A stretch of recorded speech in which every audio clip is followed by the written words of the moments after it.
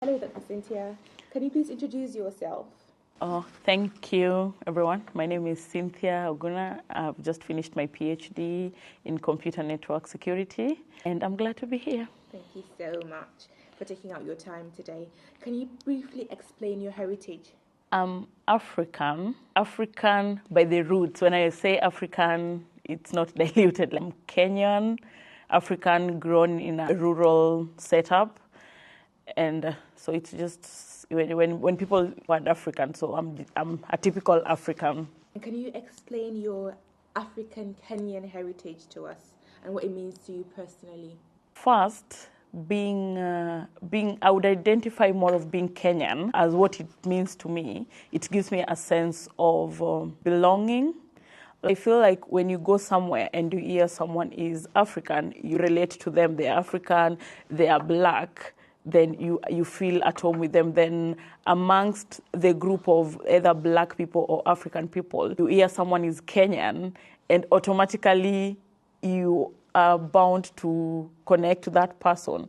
And then I would again put it in the sense of from a group of now Kenyans, then someone is from your village, then there's that connection. So I think having an identity of being African, being Kenyan, it gives you a sense of belonging, and you feel like you have a home. So being African, being Kenyan is like I have a home, and I belong somewhere. Yeah. Thank you for explaining that. That's very rich. And how do you usually celebrate your heritage?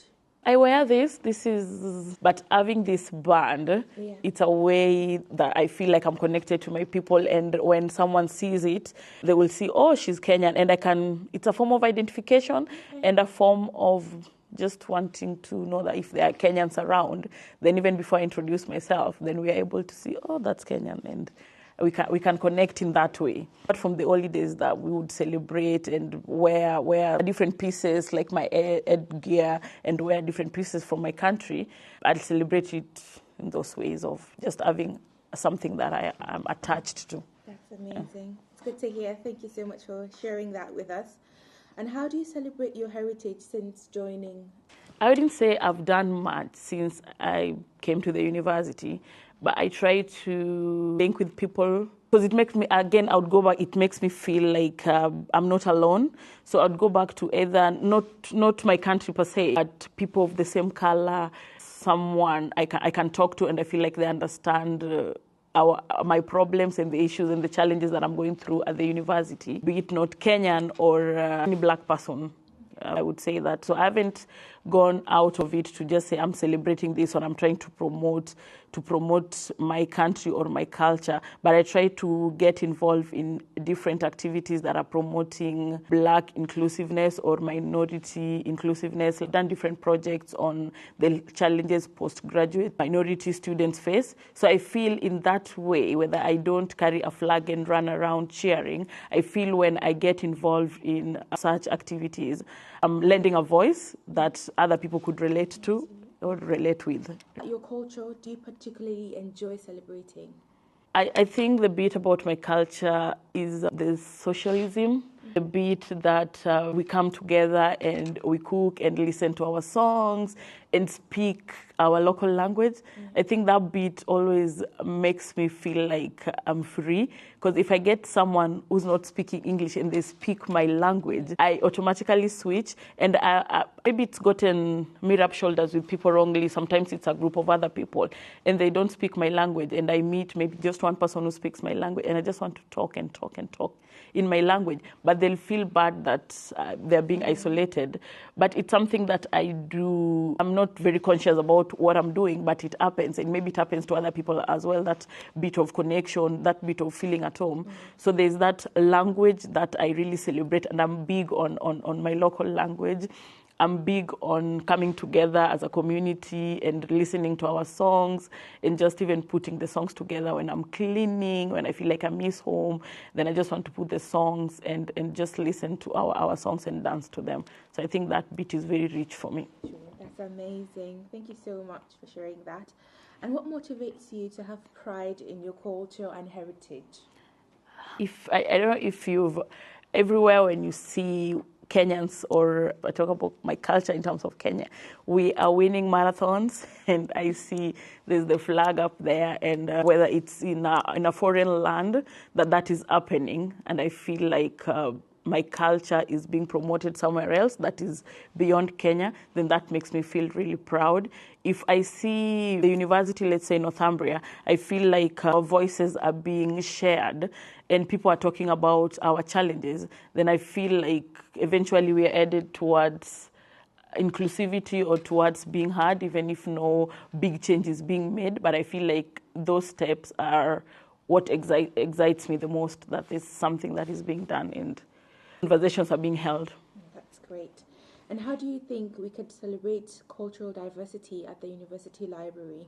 I don't think, I'm not so sure if the university can achieve this, but I feel like once in a while, they should have showcase of culture and people just coming together, let's say a week, if possible, of either let's share our foods, let's share the clothes that we wear, our flags, and just raise them, and people just coming to ask what's unique that you have in, let's talk about where you come from as Nigeria, what's there that you have, and as a Kenyan I'd bring, because when we talk about either Black, minority, or Asians, we have Asians, but they're different sort of Asians. We have different sorts of Black people. They come from different cultural practices, heritages. So bringing this together, then we feel like we belong and we are sharing, and we get to understand what other people are going through. We get to experience different cultures and heritages through coming together. So I think that would be very rich.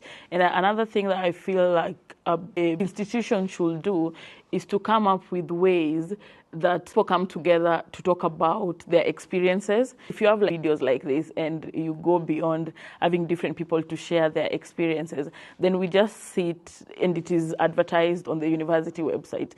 And even getting more people to the university, you'll feel at home that, this university, there is the bit of, they have this group of people and this is the percentage. And I can see this from these videos that people are talking about what's going on at this university. So I'd be glad to apply there, knowing that my challenges, my opinions will be respected. So I feel that should be done. That's amazing. Thank you for sharing. And are there any Black or Asian authors that inspire you? Academically or? Academically, socially, just fictional, not fictional, any authors at all that inspire you? Asian, I've read books, but I can't just say on top of my head that there's an Asian author. Or we talk about the book of, I've read Rich Dad, Poor Dad. That's written by an Asian guy. I've read so many novels from West Africa by Chimamanda, by Anna. I've read a lot of that, and I wouldn't say they are great authors. I haven't thought if it is academic.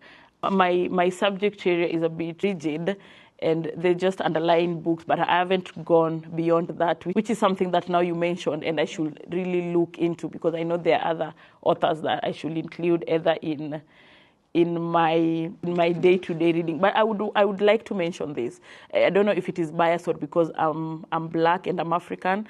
I read mostly African authors. I think it's because they're relatable. In their stories, I can relate to that.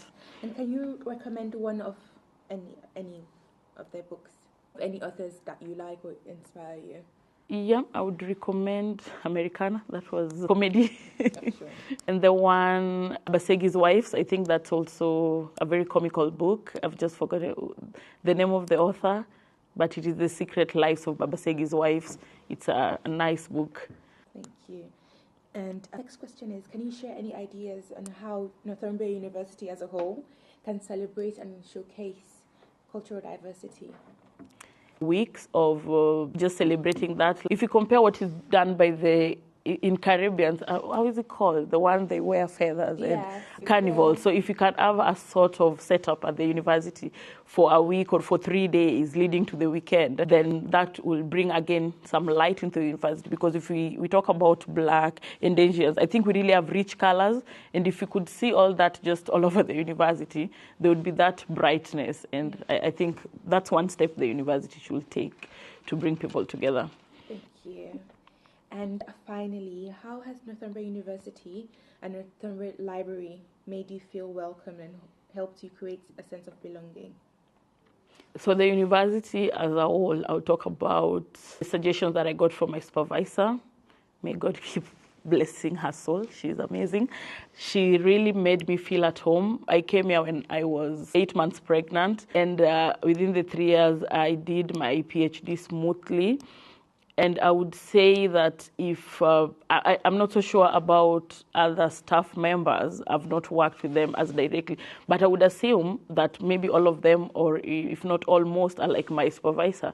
Then they would feel she understood where I was coming from, and it's like she'd known that the challenges that I would experience as a foreign international student coming here, and she understood that and helped me knowing that I'm going to experience these challenges in this country. And again, the library, physically I've not accessed the library, but I've always gotten all the tools that I need online from the library, and that has been very helpful because most times you see you have to pay for one article or the other. I've always had access to that, which I feel like it's something that the university has done really well.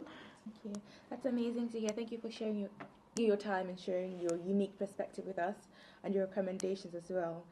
Is there anything you feel we should have asked, we haven't asked, or any discussion or any topic we should have asked that we haven't touched on, that you feel is relevant for this discussion?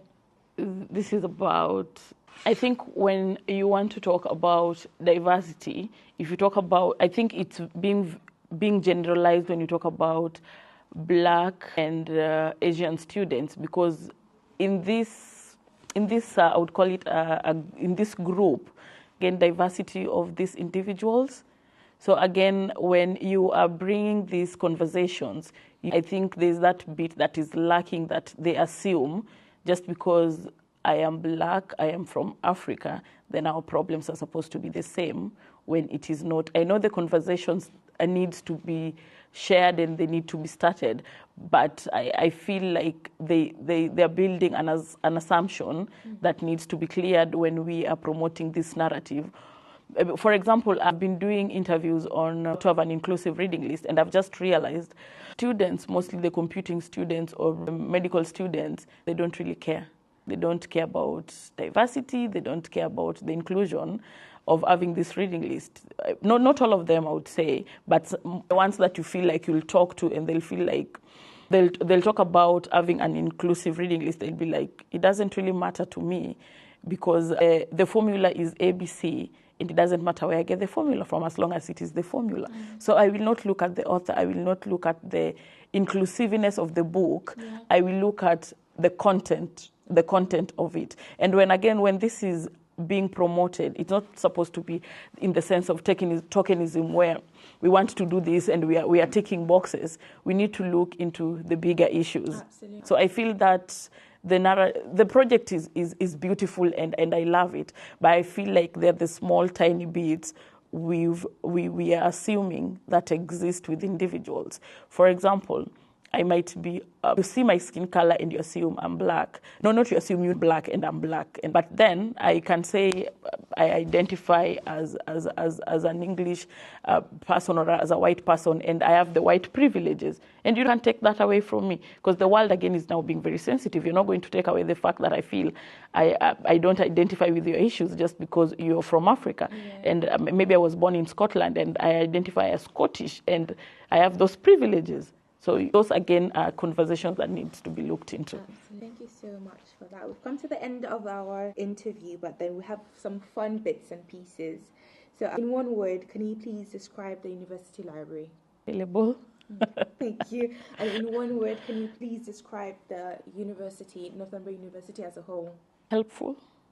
Thank you very much for taking out your time. It's the end of our interview today. Thank you.